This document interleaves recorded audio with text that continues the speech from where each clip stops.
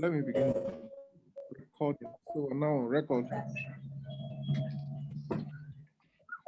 So I was pleading for 30 minutes because I was not exactly in a position to begin the class by 12. So before I begin, I would like to find out if I'm audible. Can you hear me? Yes, sir. Okay. Yes. Okay, let me share my screen. Today we're looking at deductive reasoning. Yeah, so I normally regard this as the second half of the semester. I was explaining the other time that the first half of the semester is a sort of preparation for the second.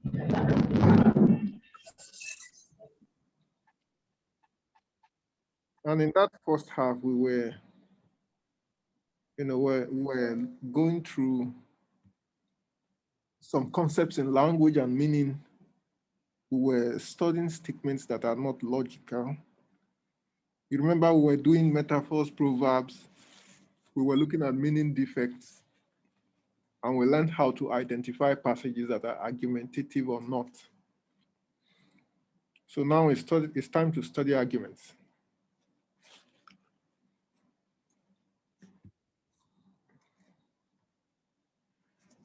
Now, different forms of reasoning. This is the most challenging topic in the semester, according to my experience with many students, and even with my personal experience of the course. So I want you to be very attentive. You need to listen carefully. You need to be very alert so that you understand everything. And then I'm going to take my time to explain it as meticulously as possible.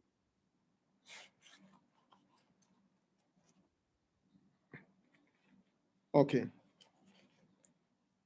Now, arguments are also called reasoning, or argument is for the purpose of this course, we regard arguments as processes of reasoning.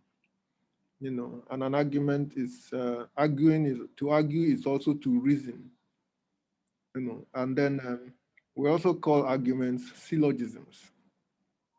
So we're using the three terms interchangeably. Now, the two major categories of reasoning are deductive and inductive. We also have causal reasoning, but that's a form of inductive reasoning.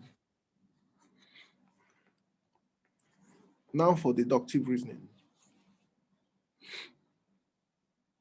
also called deductive argument or deductive syllogism. Now, this is reasoning in which the relationship between the premises and the conclusion is a logical relationship. And as a result of the logical nature of this relationship, it is a reasoning that permits only one conclusion. Now, this kind of reasoning is like a mathematical operation. When you say 2 plus 2, you have 4. You can't have 4 or another number. You can only have one conclusion. So this kind of reasoning is similar to a mathematical operation. So we'll find out why. Example, all men are mortal. Kofi is a man. Kofi is mortal. Now, when you look at this argument, if you say all men are mortal, and you say Kofi is a man, you can only conclude that Kofi is mortal. You can't reach another conclusion. You can't change and modify the conclusion. For instance, you can't say Kofi is immortal. You can't say a fire cabinet is mortal. Yeah, so that is the nature of deductive reasoning. Before we begin to study this kind of reasoning, we need to look at the two parts of a sentence in an argument. An argument is a passage, and a passage normally contains sentences. Now, the two parts of a sentence in an argument, they are just like the two parts of a sentence in English grammar. There's a part that is like the subject, and there's a part that is like the predicate. Now, the part of the sentence that is like the subject, we call it the reference class. And then the part that is analogous to what we know as the predicate in our grammar classes, we call it the attribute class. For example, all men are mortal. Now, the all men is the reference class. Are mortal is the attribute class. The reference class is that to which the sentence refers. If you know that part of the sentence to which the sentence is making a reference, that's the reference class. And then the attribute class is that part of the sentence that is attributing something to or saying something about the reference class. So one part of the sentence is that part that the sentence is referring to. The other part is the part that is saying something about the reference or the part of the sentence that the sentence is referring to. Now, let's look at the reference classes. When we come to the reference class, let me go back. We're saying that in the sentence, all men are mortal. All men is the reference class. Are mortal is the attribute class.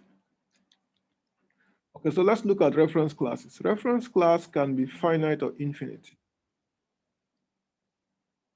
The infinite reference class refers to all members or no members of a class, either 100% or zero. Example, all men, no man, any man. So it is either all or none. That's the infinite reference class. It refers to an uncountable number of items in a class. All men is uncountable. You cannot also count any man. You cannot also say that any man is uncountable. So all men, no man, any man, these are uncountable references. That's why we call it the infinite reference class. On the other hand, the finite reference class refers to countable and particular members of a class between 0 and 100%. So anything between 0 and 100% is countable. So anything between 0 and 100% members of a class, you can count it. That's how you know, you were able to know that it is more than 0% or less than 100% because it is countable in the first place. For example, some men. Some men is countable. 80% of men, 5 men, 1 man, all the men, few men, almost all the men. Now look at all the men. All the men is not the same as all men. When you say all the men, you mean all the men in a particular context, all the men in this class, all the men in this university, all the men in this town. They are all countable. But when you say all men is uncountable. You can't count it. So all the men is countable, it is particular. Few men, they are countable. Almost all the men, they are countable to universal and particular statements. Now, statements containing infinite reference class are called universal statements. And those containing finite reference classes are called particular statements. Example of universal statements, all men are mortal. Example of particular statements, some men drink alcohol. So those sentences referring to countable items, we call them particular statements. Those statements referring to uncountable items, we call them universal statements. A little exercise. Which statements are universal and which are particular? This table is three-legged. Tables can be sat on. Someone?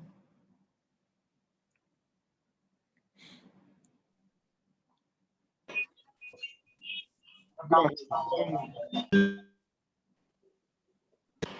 Someone.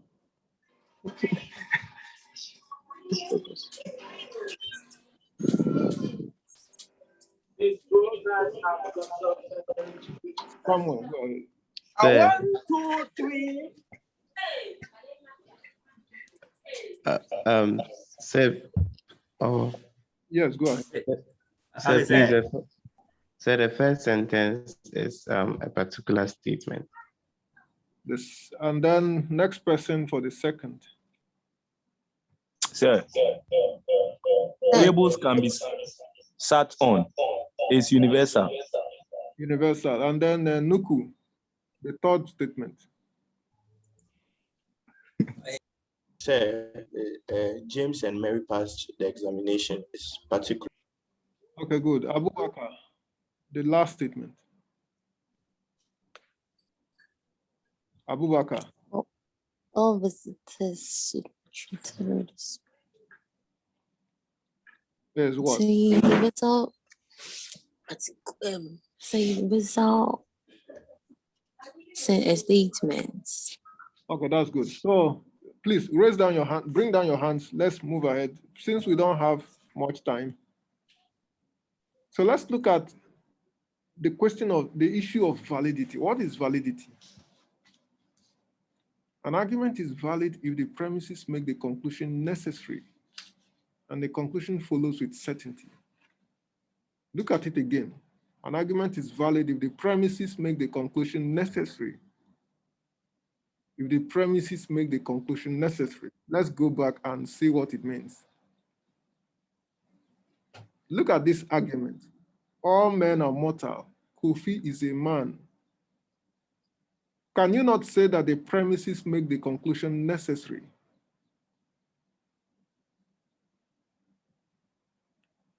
You can see that it is the only conclusion you can reach. So these premises make the conclusion necessary. And then the conclusion follows with certainty. So there are two statements. The first one is that they make the conclusion necessary. And the second one is that the conclusion follows with certainty. So let's go and continue where we stopped. So we repeat that an argument is valid if the premises make the conclusion necessary and the conclusion follows with certainty.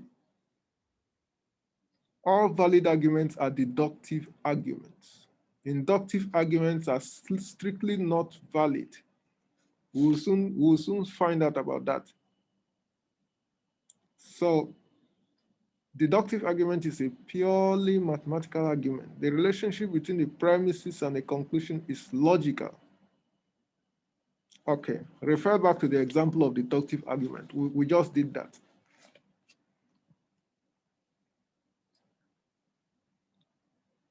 So let's compare it to an inductive argument. Now this is an inductive argument.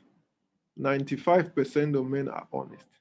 Peter is a man, therefore Peter is honest. The question you ask yourself, do the premises make the conclusion necessary? No. It doesn't. 95% of men are honest. Peter is a man. Peter, what if Peter is among the 5% that are not honest? So the premises don't make the conclusion necessary. And the conclusion does not follow with certainty. Peter could be among the 95, the honest 95. Peter could be among the dishonest 5%. So more than one conclusion is possible. Now you can see, I told you that in a deductive argument makes only one conclusion possible, but in this case, more than one conclusion is possible. Possible conclusion 1, Peter is honest. Possible conclusion 2, Peter is not honest.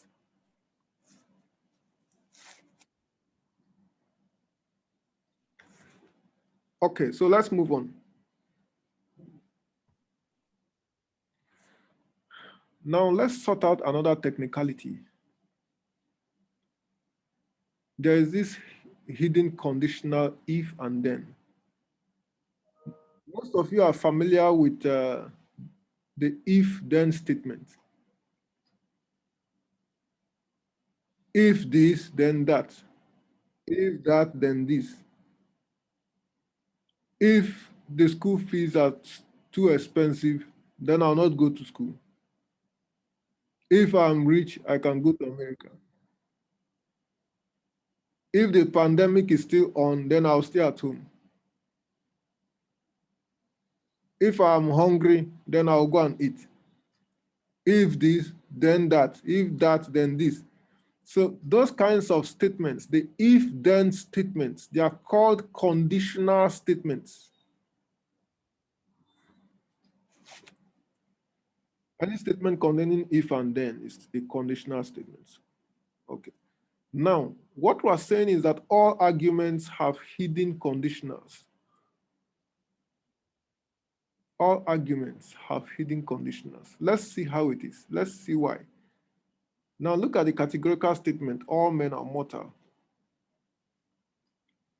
Remember the first premise, all men are mortal. You can translate all men are mortal to a conditional statement. So as a categorical statement, it reads all men are mortal. For conditional statement, you can say, if something is a man, then it is mortal. If something is a man, then it is mortal. That is the conditional version of the categorical statement, all men are mortal.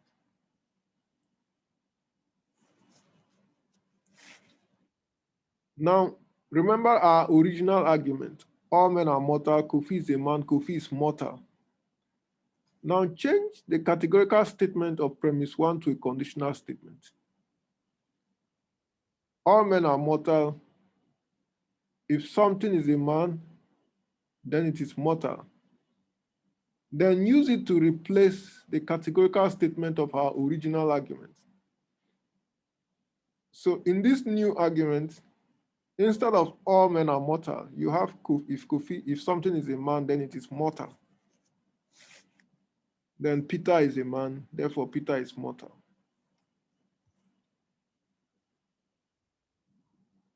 So you can see that in any argument at all, you can translate what I normally call, you can translate what I normally call the major premise into a conditional. Okay. When you translate premise 1 into a conditional statement, then you see the argument more clearly. If something is a man, then it is mortal. Peter is a man, so Peter is mortal. So this is the conditional version of the deductive argument. So you have the categorical version where premise 1 is categorical. And then you have the conditional version where premise 1 is conditional. Both of them are still the same thing. But the conditional version will show you a lot of things that you will not see in the categorical version. Normally, when we are studying arguments in logic, sometimes we rewrite the arguments in their conditional form so that we can see how the argument is flowing more clearly.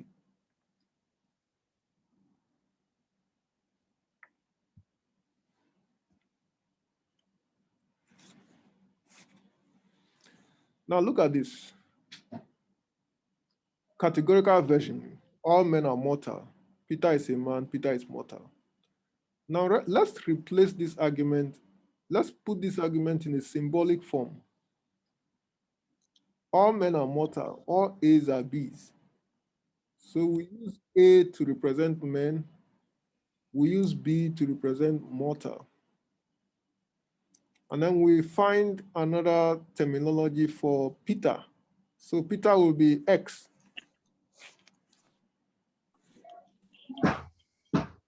So what you have is all A's are B's, X is an A, that is Peter is a man, X is a B, Peter is mortal. All A's are B's, X is an A, X is a B. So that's the symbolic version, putting the argument in symbols. Okay. Now look at the categorical version in symbolic form. If something is a man, then it is mortal. Peter is a man, therefore Peter is mortal. Now let's put it in symbolic form. If A, then B. X is an A, therefore X is B. If A, then B. X is an A, therefore X is a B. Don't mind my removing the X is. If you remove the X is for both the second premise and conclusion, it's still the same thing. If A, then B. A, therefore B.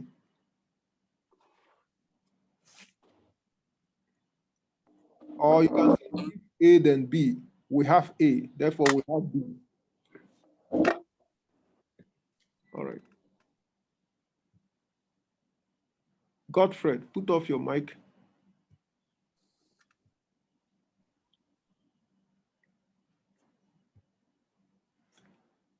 Now let's make a distinction between antecedents and consequence. Now remember the reference class and the attribute class.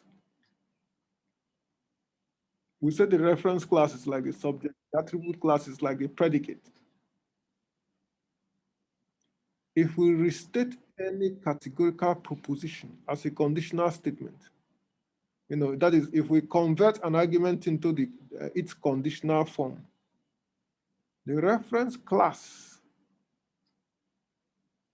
becomes the antecedent, and the attribute class becomes the consequent. If we restate any categorical proposition as a conditional statement, the reference class becomes the antecedent, the attribute class becomes the consequent. Example, all A are B, or if A, then B. The reference class in this case, A, is the antecedent. When you say all A are B, the first part is the antecedent. So if A, then B. Now all A are B is categorical. If A, then B is conditional. So you have categorical, all A are B, and you have conditional, if A, then B.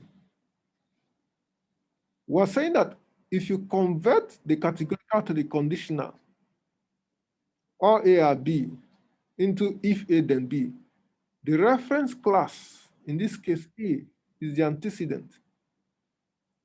So when you look at if A, then B, the reference class is what? Is A. That part of the sentence that begins with if, that's the antecedent. And then the part that begins with then is the consequent. So if A, then B, if A becomes antecedent, B is the consequent.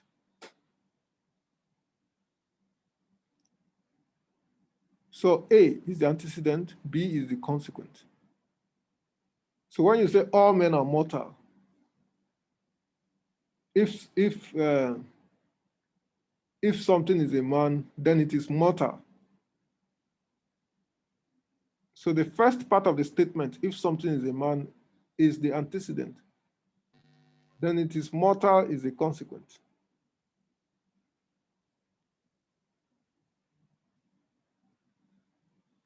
Okay. Now, so any other statement you see anywhere that refers to A, which is the antecedent of this sentence, would be either affirming or denying the antecedent. And any statement you see referring to B will be either affirming or denying the consequent. Now we've known that A is the antecedent, B is the consequent. So any statement anywhere referring to A is either affirming or denying the antecedent. And any statement referring to B, wherever you see it, it's either affirming or denying the consequent.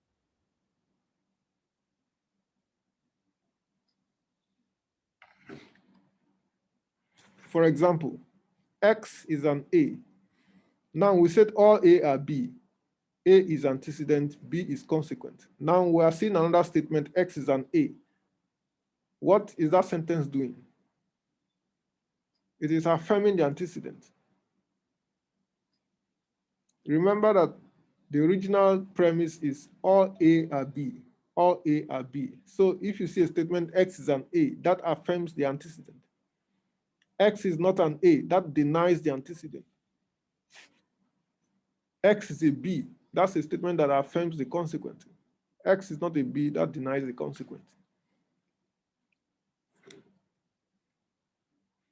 Now let's look at an argument that affirms the antecedent. Now we said all A's are B's.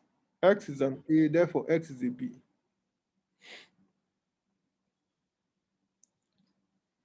If you look at this argument, you see the first premise, which I see as a major premise. All A's are B's. If something is an A, then it is a B. And we said the part that starts with if is the antecedent. The part of the sentence that starts with then is the consequent. So obviously A is the antecedent and B is the consequent. Then you see X is an A. When you see X is an A, what is that sentence doing? It is affirming the antecedent.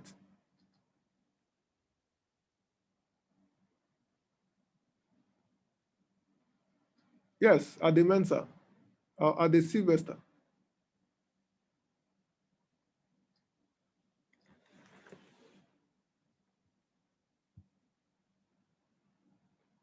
Or rather, Kobe Lawrence. Did you raise your hand to ask a question?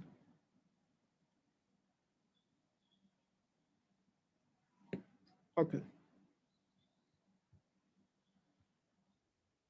So look at this argument. All A's are B's. X is an A, X, therefore X is a B. Now all A's are B's. You can see that A is the antecedent, B is the consequent. X is an A, affirms, is a sentence that affirms the antecedent. Therefore, X is a B. Now, the conclusion is affirming the consequent because premise 2 has affirmed the antecedent. Now, when we get an argument in which the antecedent has been affirmed,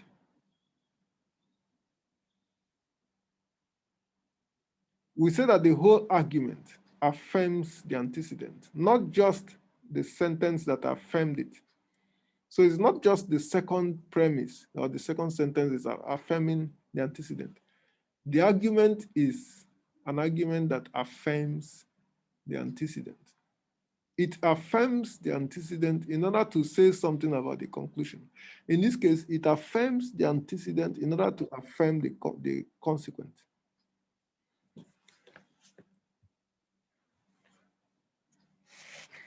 Let's look at an argument that denies the antecedent. All A's are B's. X is not an A. Now, X is not an A denies the antecedent.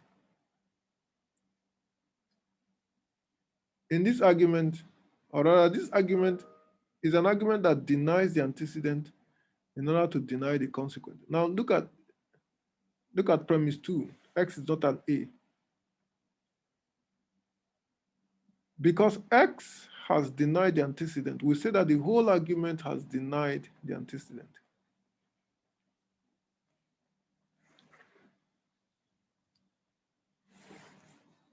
Affirming the consequent. Now, this is an argument that affirms the consequent. All A's are B's. X is a B. So this is an argument that affirms the consequent. This particular argument affirms the consequent in order to affirm the antecedent.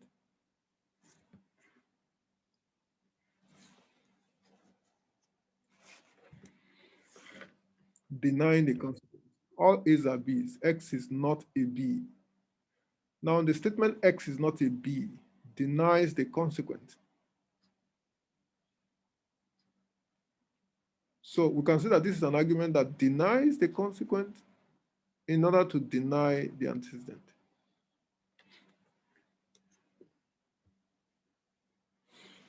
Now, this is the rule for deductive reasoning. This is the rule for deductive reasoning. We only affirm the antecedent and deny the consequent in order to reach a valid conclusion. Any other operation will make the argument lose its validity.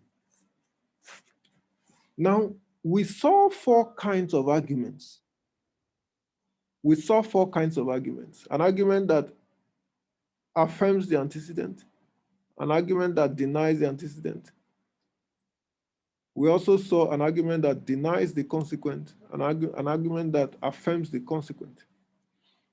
And the rule for deductive reasoning is telling us that it is only arguments that affirm the antecedent and deny the consequent that are valid arguments. What it means is that arguments that deny the antecedent and also arguments that affirm the consequent are not valid arguments. They are formal fallacies. Now let's look at an example. All A's are B's. X is an A. That affirms the antecedent. So X is a B. Now, according to the rule, any argument that affirms the antecedent is a valid argument. So this is a valid argument. All A's are B's, X is an A, X is a B. Now look at the second one, the second argument. All A's are B's, X is not an A, denies the antecedent. X is not a B. Now this argument is not valid. An argument that denies the antecedent is not valid.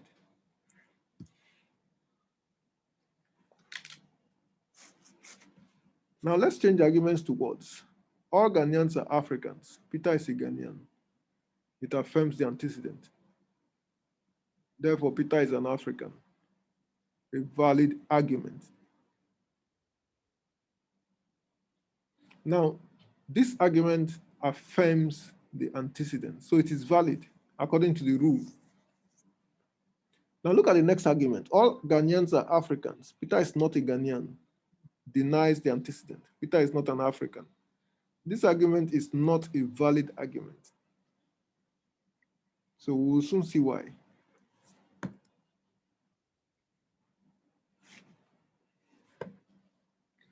Now, what is the technicality behind these results? The consequent is always a larger class of denotations or members compared to the antecedent. The consequent is always a larger class of denotations or members compared to the antecedent. Consequent contains the denotations of both the antecedent and possibly more. So first of all, consequent is a larger class of denotations compared to the antecedent. And secondly, consequent contains the denotations of the antecedent and also the denotations of possibly more items.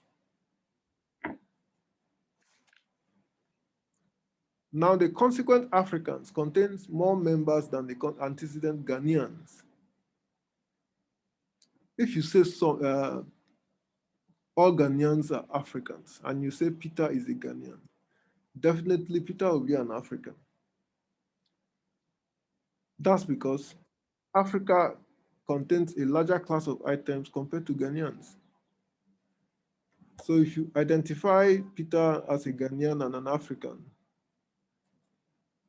if you say Ghanaians are Africans and you say Peter is a Ghanaian, definitely Peter must be an African.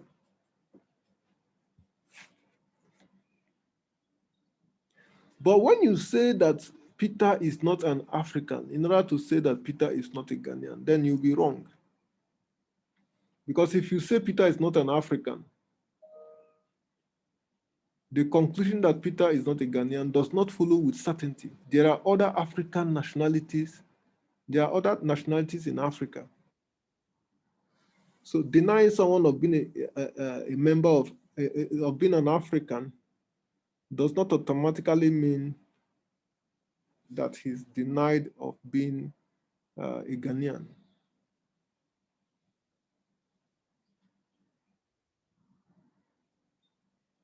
So when you deny something of membership in a smaller class, you have not denied it of membership in a larger class.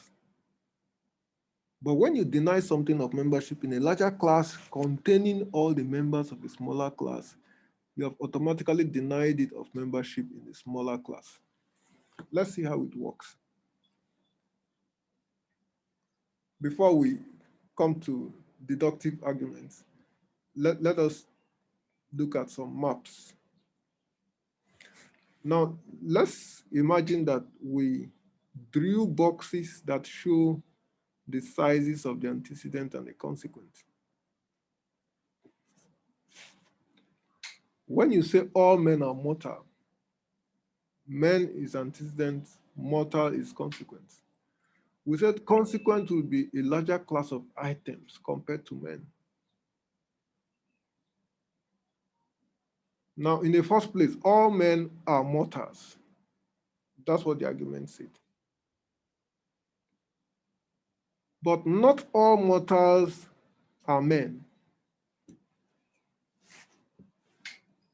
Other animals could also be mortals. That is why you say that the consequent is usually a larger logical category than the antecedent. Let me use a closer example, Ghanaians and Africans. Now we said all Ghanaians are Africans. So, and we said the consequent, which is Africans, is a larger class of items.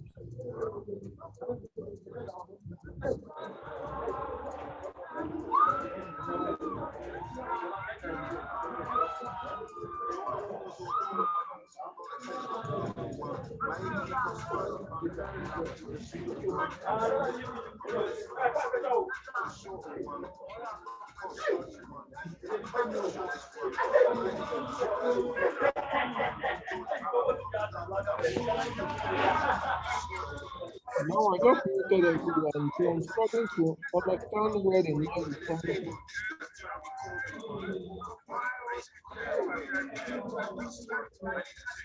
Okay.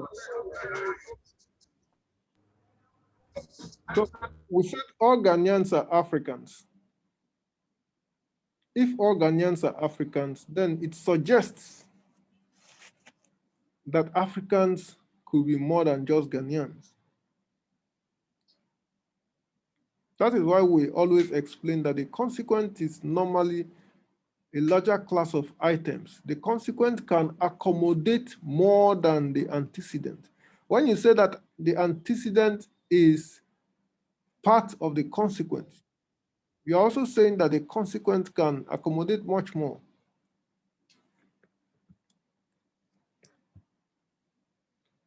Now having looked at this example, let's go and look at the 4 kinds of deductive arguments so that we see why they differ from one another.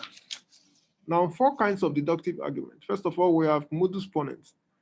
Before we begin it, we have modus ponens, modus tollens, hypothetical syllogism, and disjunctive syllogism. Now, modus ponens is an argument that affirms the antecedent. All those arguments we were seeing that were affirming the antecedents, they are all modus ponens. For example, all A's are B's. X is an A, therefore X is a B. This is an argument that affirms the antecedent. Look at the conditional version. If something is an A, then it is a B. X is an A, therefore X is a B. So this is a modus ponens because it affirms the antecedent. All Ghanaians are Africans. Peter is a Ghanaian, therefore Peter is an African. Okay.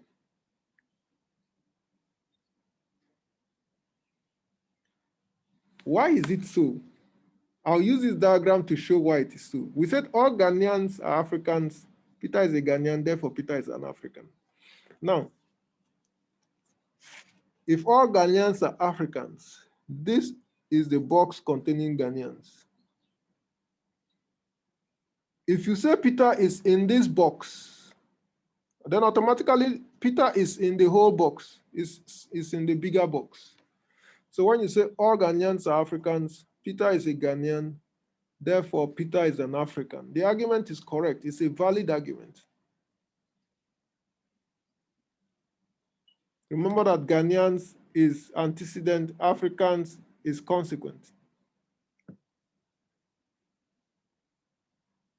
That is why modus ponens is a valid argument. If you say all Ghanaians are Africans and you identify Peter as a Ghanaian, then automatically Peter is an African. That's a modus ponens. Now let's go back. Modus ponens, an argument that affirms the antecedent. All A's are B's. All Ghanaians are Africans. Peter is a Ghanaian, therefore Peter is an African. So any argument that affirms the antecedent is a valid argument. Now let's look at the fallacy of denying the antecedent. The fallacy of denying the antecedent. All A's are B's, X is not an A, therefore X is not a B. All Ghanaians are Africans, Peter is not a Ghanaian, therefore Peter is not an African. It's an argument that denies the antecedent. It's not a valid argument. It's not a valid argument. Peter could possibly be a Cameroonian. So when you say all Ghanaians are Africans, Peter is not a Ghanaian, therefore Peter is not an African. It's not valid. Let's look at the diagram again. Now look at the box Ghanaians, look at the box Africans. If you say all Ghanaians are Africans and Peter is not a Ghanaian, can you then say that Peter is not an African?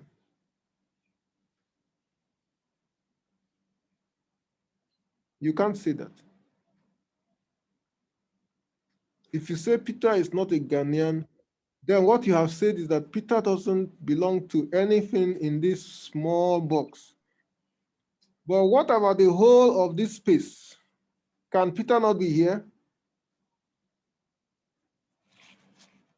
So if you say all Ghanaians are Africans, Peter is not a Ghanaian, therefore Peter is not an African. You can't be too sure.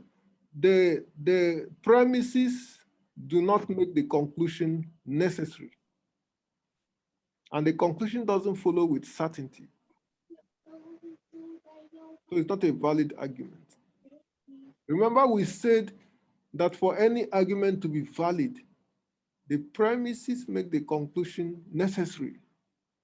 And the conclusion must follow with certainty. If you say all Ghanaians are Africans, Peter is not a Ghanaian, therefore Peter is not an African. The conclusion doesn't follow with certainty. Peter can be a Cameroonian, or he can be a South African, or he can be a Kenyan. Why won't he mention Nigeria? So what it means is that any argument that denies the antecedent is not valid. People are affirming. Someone is saying, hey, affirming you so. Mandia Sare Kwabe, why is your microphone on?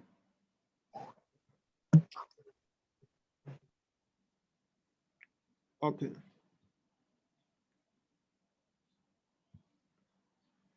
I'm sorry, I'm coming. Yes. So the fallacy of denying the antecedent.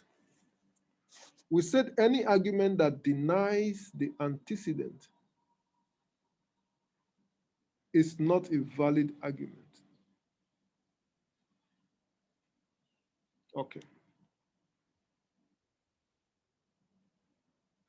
Now let's look at modus tollens. All A are B. X is not a B, therefore X is not an A. Look at the conditional version or the conditional version. If A, then B. not B, therefore not A. Into words. All Ghanaians are Africans. Michael is not an African, therefore Michael is not a Ghanaian.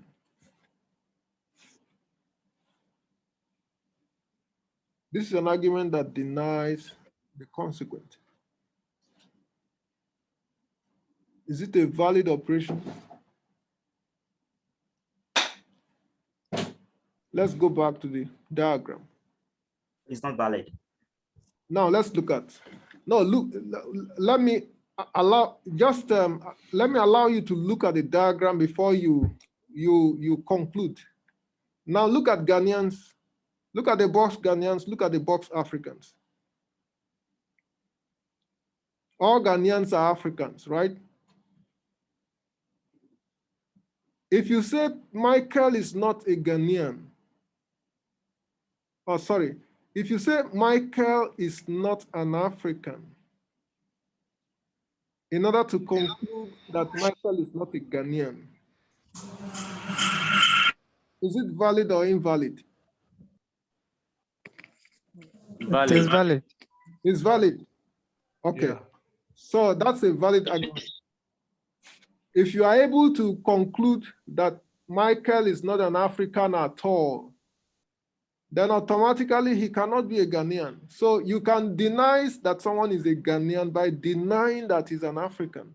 So if you deny the consequent, then you can successfully deny the antecedent.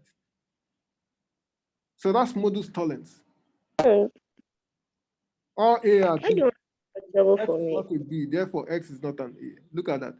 All Ghanaians are Africans. Michael is not an African, therefore Michael is not a Ghanaian. This is modus tollens. So it is a valid argument. Let's look at another example. Someone's microphone is Henrietta. Okay. I think this example can bring it out more clearly. Now let's look at this. Let's look at a second example. A department in a university. All those studying in the Department of Physics are enrolled at the University of Ghana. Kelvin is not enrolled at the University of Ghana. So Kelvin is not studying the Department of Physics. Now, let's imagine that there is a debate about whether Kelvin is in the Department of Physics.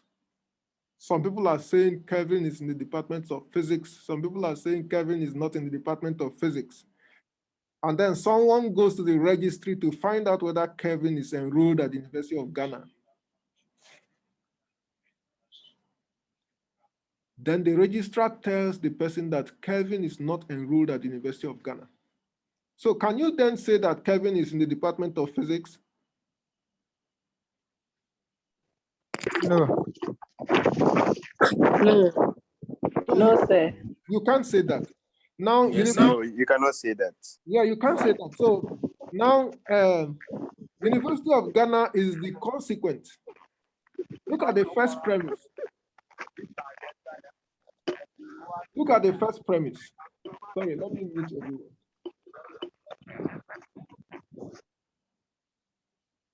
Okay, so I've muted everyone. Now look at the first premise. What is the antecedent and what is the consequent? All those studying in the Department of Physics are enrolled at University of Ghana. So that means that those studying in the Department of Physics, that's the antecedent. And then enrolled at the University of Ghana is the consequent. If you look at that first premise, you can convert it to a conditional. If someone is studying in the Department of Physics, then that person is enrolled at the University of Ghana. That's the conditional version of that statement. If someone is studying in the Department of Physics, then such a person is enrolled at the University of Ghana. So studying in the Department of Physics is the antecedent. Being enrolled at the University of Ghana is the consequent. Now, the second premise is saying Kevin is not enrolled at the University of Ghana. So the second premise is denying the consequent. Once you have denied the consequent, that you can deny the antecedent successfully. That's a valid argument. So look again at look at this diagram. Look at Department of Physics, look at University of Ghana. All those studying in the Department of Physics are enrolled at University of Ghana. Kelvin is not at the University of Ghana. Therefore, Kelvin is not in the Department of Physics. That is a modus tollens, an argument that denies the consequent. And it is a valid argument. So look at modus tollens. All A are B. X is not a B. Therefore, X is not an A. Or you can say if A, then B. Not B. Therefore, not A.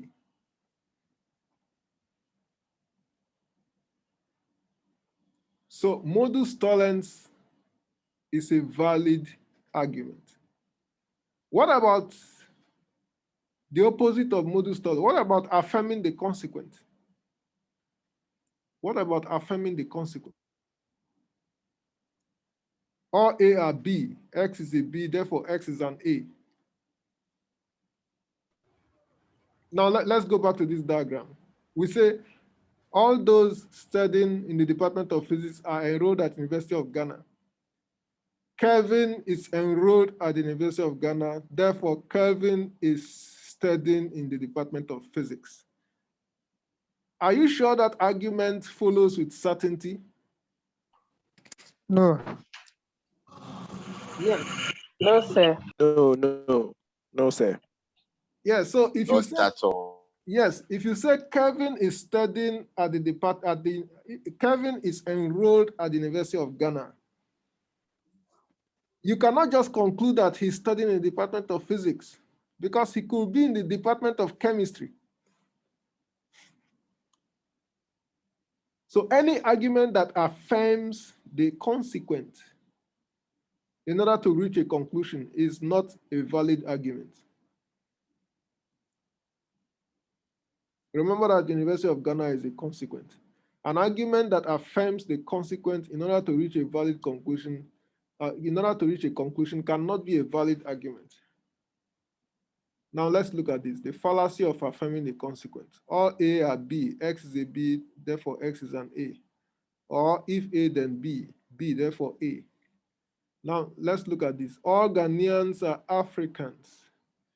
George is an African, therefore George is a Ghanaian. Is this a valid argument? No, sir. No, sir. Yeah, so the premises do not make the conclusion necessary, and the conclusion does not follow with certainty. Yeah, so only conclusion that follows with certainties are deductive arguments. Only arguments where the conclusion follows with certainty are deductive arguments. Valid. So any argument where the conclusion cannot follow with certainty is not a valid argument. So that is why we say that it is a fallacy of affirming the consequent. If you affirm the consequent, it is a fallacy. If you deny the consequent to reach a conclusion, it is a valid argument. And then you saw what happened to the antecedent. If you affirm the antecedent, it is valid. But if you deny the antecedent, it is not valid. Let me show you the rules of deductive reasoning once again. Look at it here. So this is the rule for deductive reasoning. This is what we started with. Sorry, let me. So this is what we started with. We only affirm the antecedent and deny the consequent in order to reach a valid conclusion. Any other operation would make the argument lose its validity. So I believe when you go back to your textbooks and read this up, you'll understand it better. Okay, so let's go ahead.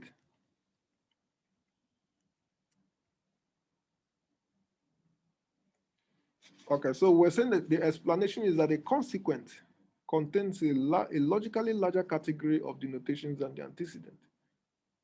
So the fact that George is an African does not necessarily mean he's a Ghanaian. He may be a South African or a Cameroonian. If we affirm the consequent, we are not sure we can affirm the antecedent. That's the problem. In short, if we affirm the consequent, it will land us in the same kind of uncertainty we saw when we deny the antecedent.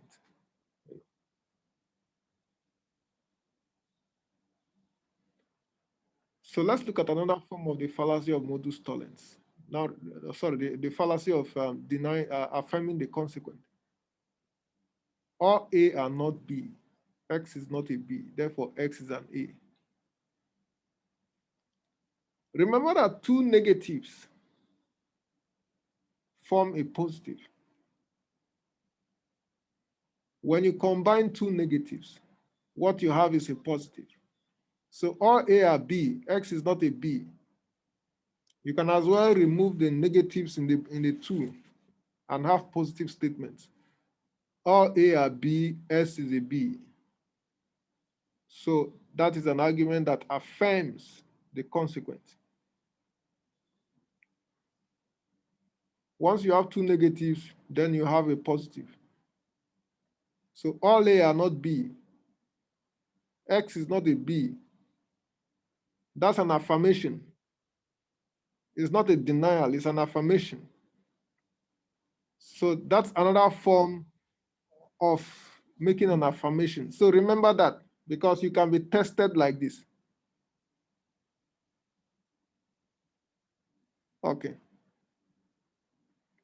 Now look at this in words. All human beings are not goats. X is not a goat. Therefore, X is a human being. What kind of argument is this?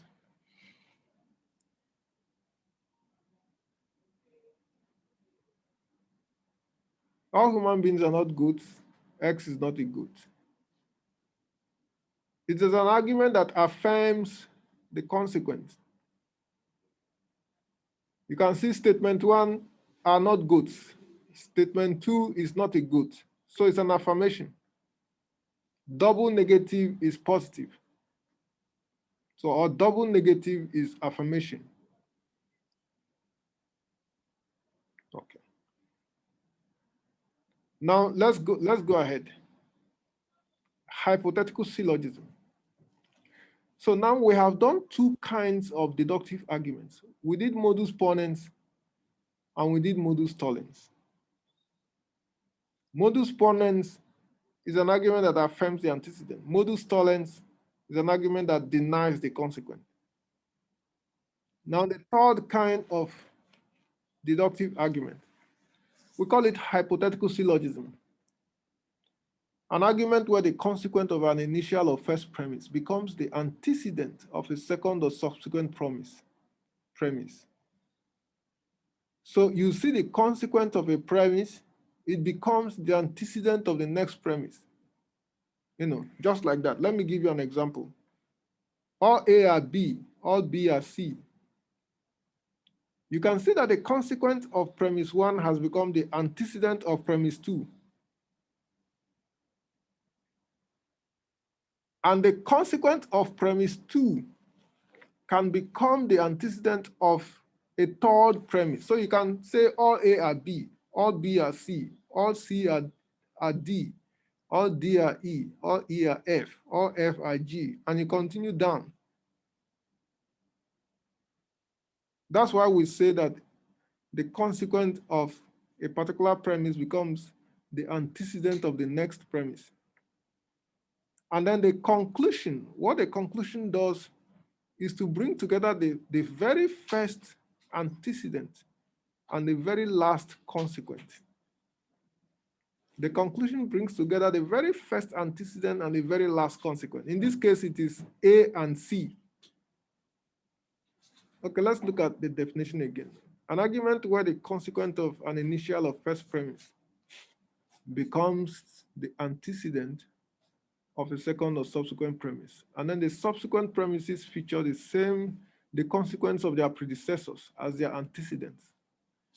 Then the conclusion pairs the very first antecedent with the very last consequent.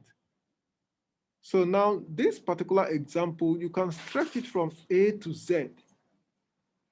You can say all A are B, all B are C, all C are D, all D are E, all E are F, and so on down to Z. Then the conclusion will be therefore all A are Z. So that's a hypothetical syllogism. That is how a hypothetical syllogism works. Okay, let's put it in words. All Ghanaians are Africans. All Africans are human beings. Therefore, all Ghanaians are human beings. So all A are B, all B are C, therefore all A are C.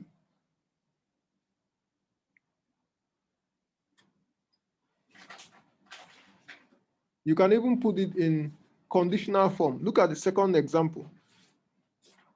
If you're a Ghanaian, then you're an African. If you're an African, then you're a human being. Therefore, if you're a Ghanaian, then you're a human being. So you can see that all the three statements are conditionals.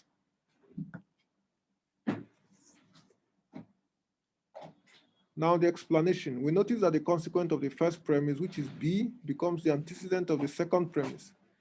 And the antecedent of the second premise, which is the consequent of the first premise, leads us to a new party, which is C.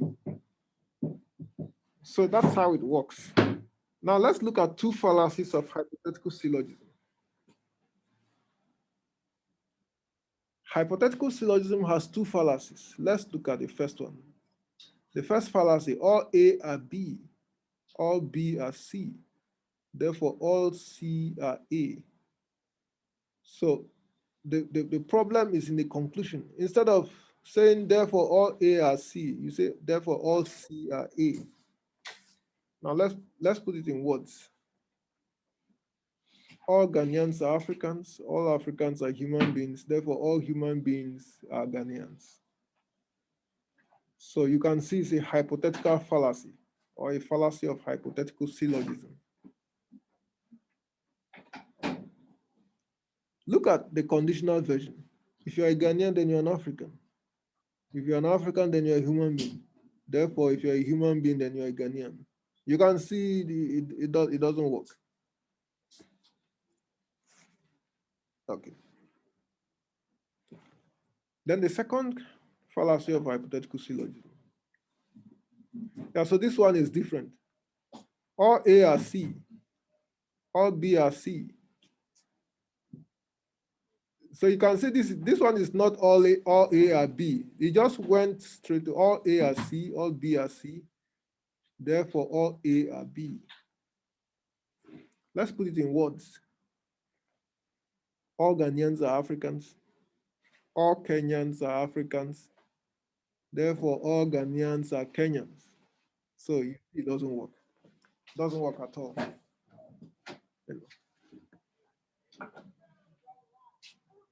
Now look at the conditional version. Let's begin with the symbolic conditional version. If A, then C. If B, then C. Therefore, if A, then B. Look at it. If you're a Ghanaian, then you're an African. If you're a Kenyan, then you're an African. Therefore, if you're a Ghanaian, then you're a Kenyan. So it doesn't work. So that's the second hypothetical fallacy. Sometimes it can be true by accident. But the fact that it is true by accident doesn't mean that it is true by design. Now let's look at this. Ghanaians are human beings. Africans are human beings. Therefore, Ghanaians are Africans. All Ghanaians are human beings. All Africans are human beings. Therefore, all Ghanaians are Africans. So this is true. Or rather, the conclusion is true, but it is true by accident. Now, if you look at this argument, the conclusion is not true because of the structure of the argument. It is true because of what you know outside the argument or before you saw the argument. Already you know that all Ghanaians are Africans, but you didn't discover that in this argument. So this argument is true by accident, but the argument itself is incorrect. The conclusion did not come from the premises.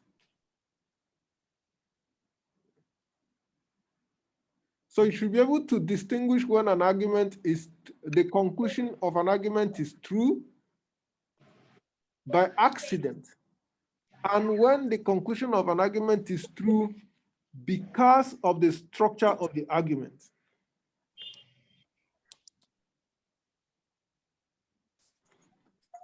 Okay. Let's look at it. The last kind of deductive argument. Just a few seconds.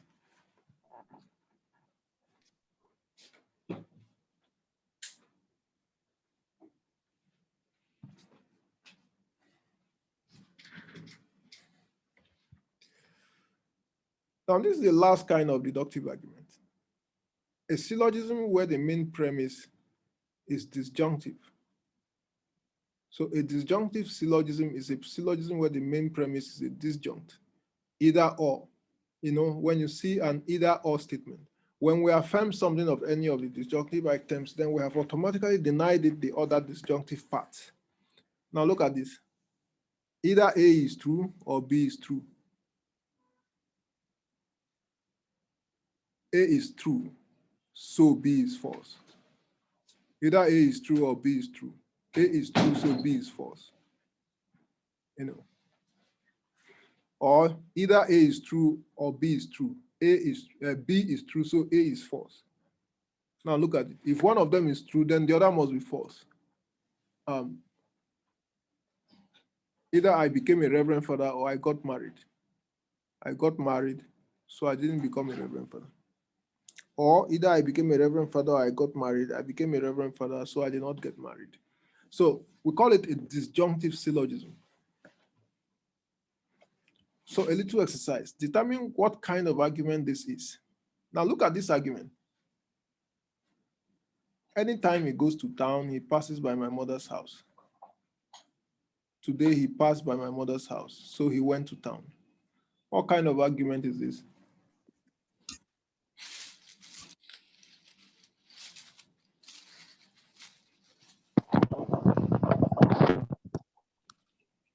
So it's valid.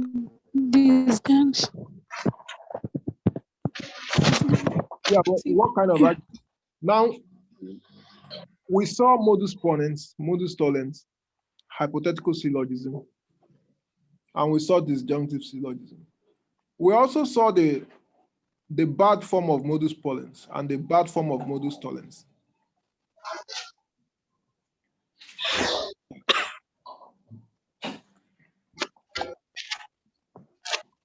To know what kind of argument this is, you first of all have to find out what is the antecedent and what is the consequent. So who can tell me the antecedent?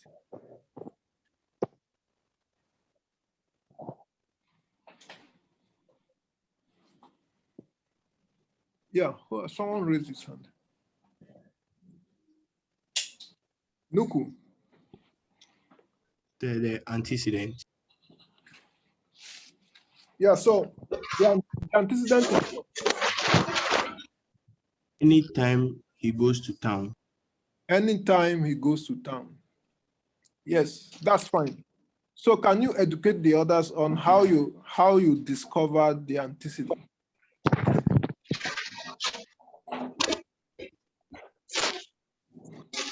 How did you find out the antecedent? Sir, I don't know how to explain it.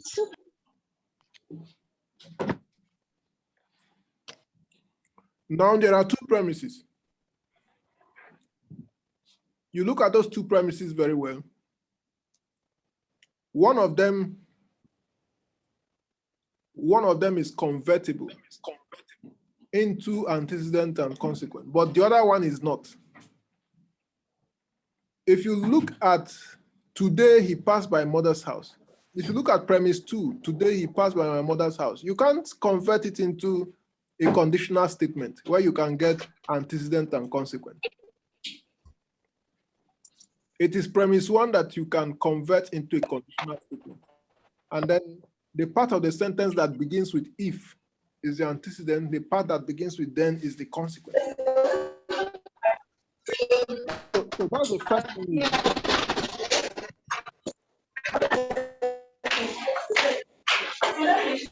Yeah, let me see everyone.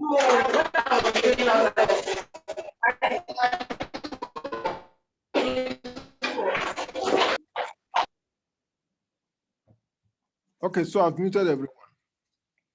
So when you look at the various premises, you need to find the one that you can convert into a conditional statement. Any statement you can convert into a conditional statement, that is where you locate, that is where you find the antecedent and the consequent. Anytime he goes to town, he passes by my mother's house. So you can say, if at all he's going to town, if he is going to town, then he will pass by my mother's house. If he goes to town, then he will pass by my mother's house. That's a conditional version of the statement. So the part of the sentence that begins with if is the antecedent, and that's going to town. And then the other part that begins with then is the consequent. That's passing by my mother's house. So that is how he discovered that the antecedent is anytime he goes to town. Now, having achieved that, the next thing is to ask yourself, the second premise, what is it doing? Is it affirming or denying the antecedent? Or is it affirming or denying the consequent?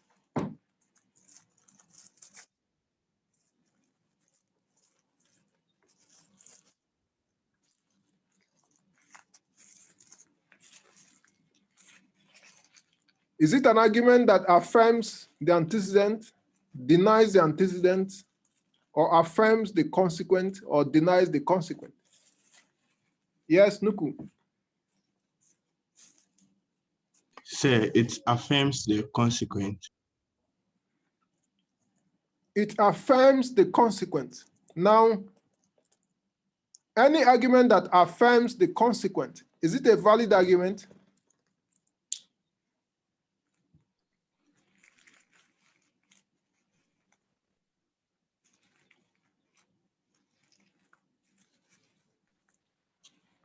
Yes. Appear. No, sir. No, Yes. sir. Yes. It is not a valid argument. Yes, it is not valid. If you affirm the consequent, it's not a valid argument. If you say that Kevin is enrolled at the University of Ghana, therefore Kevin is in the Department of Physics, it's not valid. Because enrolling at the University of Ghana doesn't automatically land you in the Department of Physics. You can enroll at the University of Ghana from any other department. So if you say that I am an African, so I am a Ghanaian, it's not a valid argument. You can't determine my Ghanaian identity by simply saying I'm an African. So this is a fallacy of affirming the consequent. It is the fallacy of modus tollens.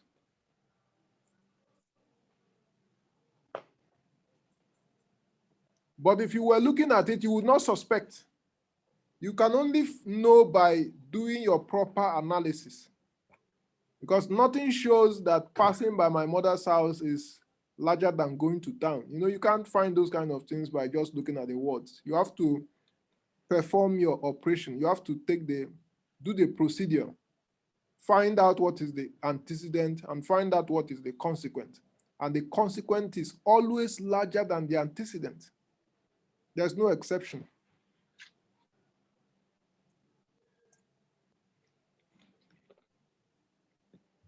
Okay, let's go ahead. Now, answer correctly. We deduce correctly when we deny the antecedent. True or false?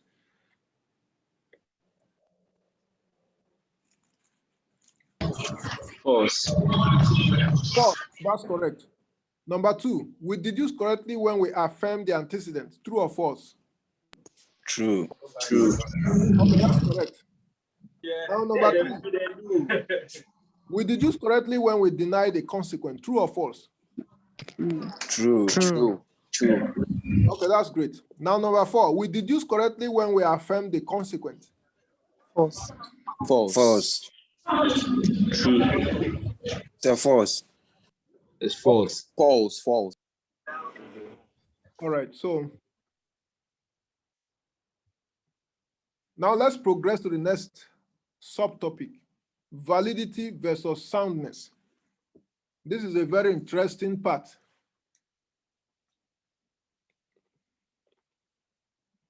Now, the 4 types of deductive syllogism are 4 ways of making deductively valid arguments. So a modus ponens is valid, that is affirming the antecedent. A modus tollens is valid, that is denying the consequent. A hypothetical syllogism is valid. A disjunctive syllogism is valid. So there are 4 kinds of valid arguments, only 4 kinds. So a valid argument is an argument whose premises are logically consistent with its conclusion. The premises of a valid argument necessarily imply its conclusion in the manner that it is impossible to deny the inference without running into self-contradiction. So you cannot deny a valid argument. You can't deny a modus ponens, you can't deny a modus tollens, you can't deny a hypothetical syllogism, you can't deny a disjunctive, you can't deny any of those arguments unless you want to make yourself contradictory. And then if you try to go against the valid arguments, then that's a formal fallacy. So the fallacy of modus ponens, that is denying the antecedent, is a formal fallacy. And then the fallacy of modus tollens, that's the fallacy of affirming the consequent, is also a formal fallacy. The 2 hypothetical fallacies, or the 2 kinds of hypothetical fallacies we saw, are also formal fallacies. Okay, so let's move on. Valid but not sound. An argument can be valid but not sound. An argument can be valid but not sound. Example, all human beings are immortal. Peter is a human being, therefore Peter is immortal. This argument is valid because it's a correct modus ponens. But it is not sound because one of the premises is not true.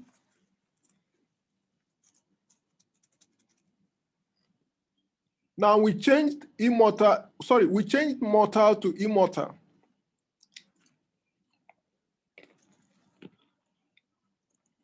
The argument is still valid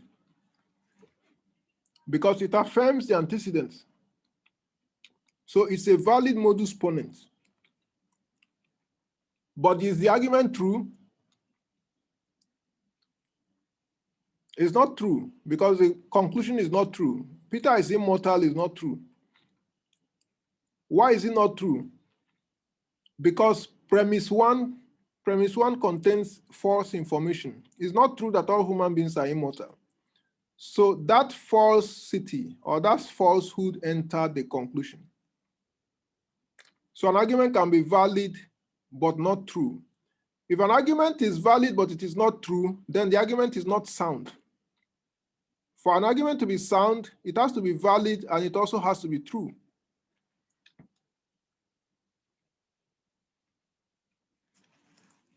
Another example, all men are mammals. All mammals must get killed. Therefore, all men must get killed. So you can see, first of all, what is the nature of this argument? Who Who can tell me the nature of the argument? All men are mammals. All mammals must get killed. Hypothetical. Yes, it's hypothetical. The consequent of premise 1 has become the antecedent of premise 2. And then the conclusion brought together the first antecedent and the last consequent. So it's a hypothetical syllogism. If it's a hypothetical syllogism, then it's valid. But is the argument true? It's not true. It's not true that all men must get killed. And that problem started with, the problem started in premise 2. All mammals must get killed. That is false. And then that falsehood entered the conclusion.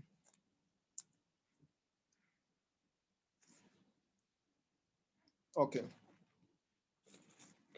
So it is another argument that is valid but not sound. Now we have invalid argument with true conclusion. So this one is a reverse. An argument can have a true conclusion, but it doesn't mean the argument is correct. The argument can be invalid, although the conclusion is true. Example, democracy is better than other forms of government, of political organization, because citizens in a democracy are holier than citizens in another form of political organization.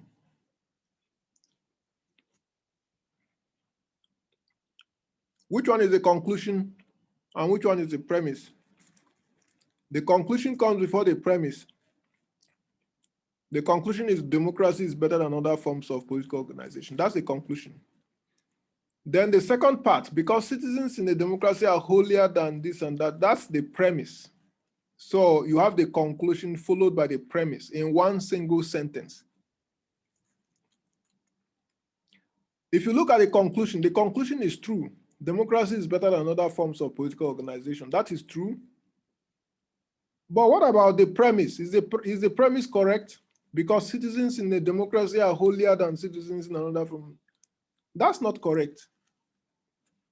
So this is an argument with a true conclusion, but an invalid argument. So look at the end of the slide. True conclusion alone does not make an invalid argument correct. Then we have valid and sound. To be sound, all the premises in a valid argument must be true. All men are mortal. Peter is a man. Peter is mortal.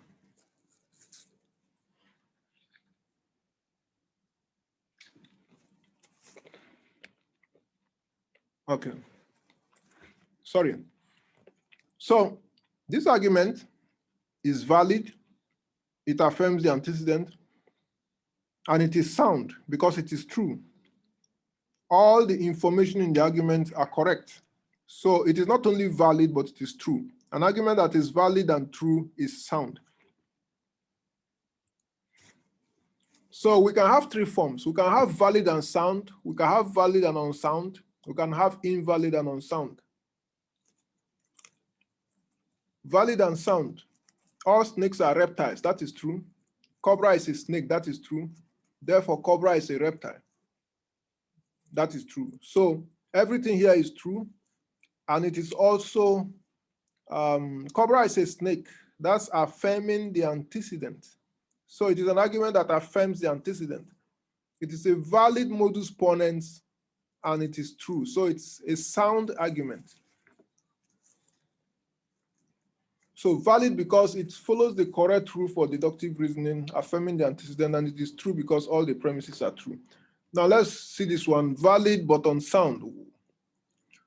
All snakes are reptiles, that is true. Mosquitoes are snakes, that is false. Therefore, mosquitoes are reptiles, that is false. So the problem of falsehood began with premise 2 and ended in the conclusion. Now, what kind of argument is this? All snakes are reptiles, mosquitoes are snakes. It affirms the antecedent. So it's a modus ponens. And in fact, it's a valid modus ponens. So it's a valid argument. But it does not contain true information. So it is valid but unsound.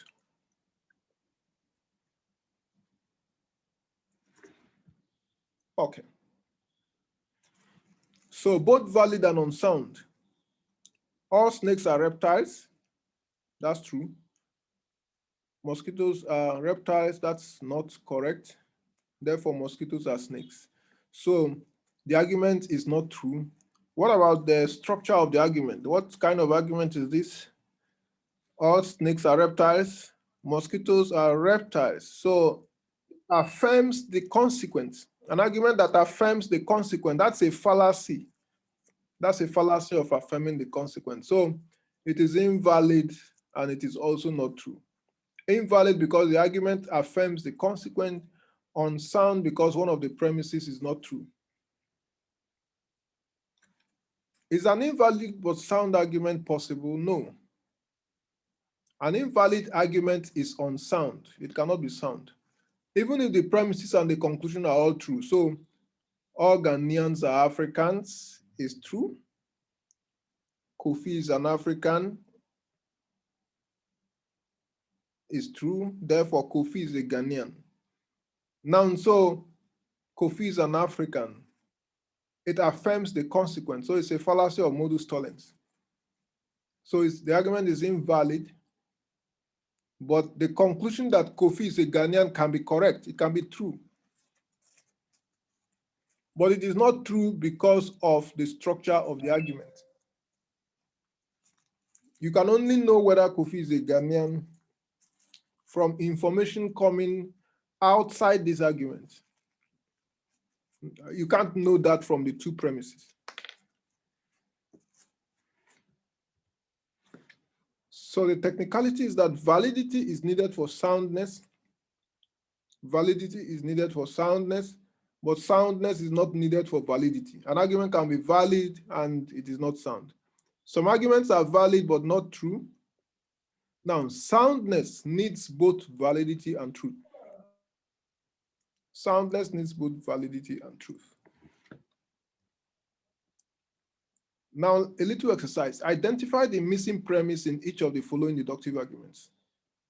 All military men play football. Bob plays football. There's supposed to be a third statement. What will it be? Bob is a military man. Bob is a military man. That's correct. All Americans are human beings. All Americans are mimers. What's the third statement? All human beings are mammals. Okay, all human beings are mammals. Okay, that's correct. Yeah. Answer correctly. Which fallacy is committed by the following? All A's are C's, all B's are C's, therefore all A's are B's. All these are C's. Yeah, what do you call this kind of fallacy?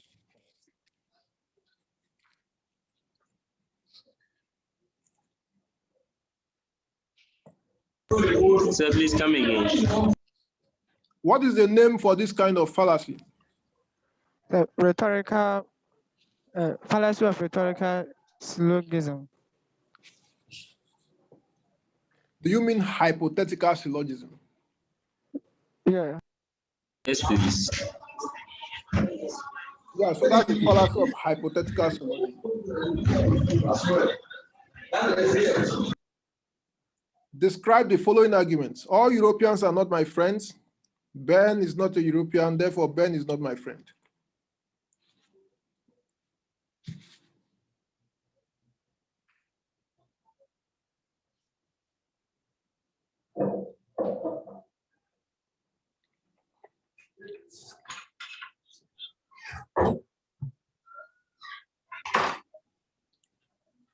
First of all, you need to do a little mathematics here. All Europeans are not my friends. Ben is not a European. You notice that the first and second statements are negatives. So you can remove the word not in both sentences and just read them without the not, since two nots is a positive. If you remove the not in statements 1 and 2, what do you have? What type of argument is it?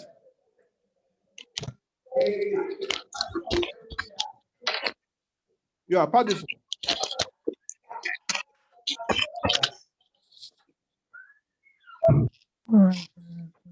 Francisca.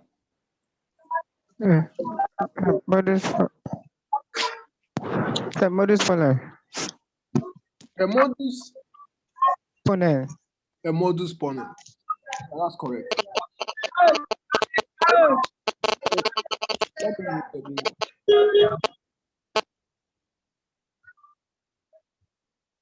Okay. So all Europeans are my friends. Ben is a European. So that's an argument that affirms the antecedent. So you can see the second one is just a different way of stating the first. No European is my friend. Ben is not a European. So you remove the two negatives. Any European is my friend. Ben is a European. So that's an argument that affirms the antecedent. Just remember that anytime you see two negatives, then it is a positive.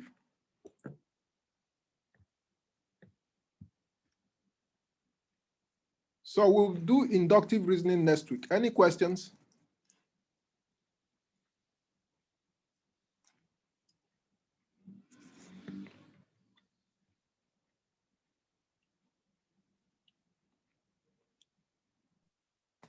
Sir. Go ahead. Sir, please, did you tell the class rep to make all of us write our IDs and names in the chat section? Let me see. Let me see the chat. Then that's an instruction from the course rep. It's fine. Just go ahead and write your names. The course rep will get back to me. Oh, okay, sir. Thank you. All right, you're welcome. And then, so course rep, please, where are you? Is course rep around? Okay, course rep, call me after the class. So now I think I've taken my time to download this topic as much as I would want you to understand. So please go and watch this video. I'm uploading this video immediately. And I'm hoping you've bought your textbooks. You need to go and read this argument in your textbooks, do all the exercises so that you'll be able to pass the exams.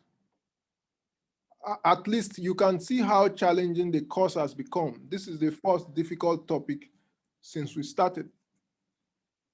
The next ones are also going to be a little bit challenging, but I think this one is the most challenging. So please buy your textbooks, read them, do all the exercises, watch this video several times. Felix. Say, please, when are we having an eye? Hey. Yeah, expect it on Monday.